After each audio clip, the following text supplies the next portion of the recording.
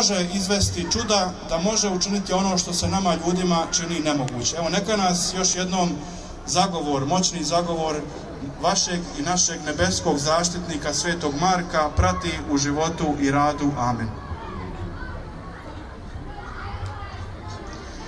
Gospodin s vama. Blagoslovio vas svemogući Bog, Otac i Sin i Duh Sveti. Amen. Pođimo u miru. Sad će odmah biti ova priredbica, ali ona je najviše za djecu. Daj malo pohvatajte djecu. Da vidite ih ovdje, da malo... vi se malo tako pustite njih. Djeco, bit će kolača kasnije, dođite sada. Nemojte bježat, najprije, nemojte jesti kolače prvo, ima pečeno i sve, onda te kolače. Psst.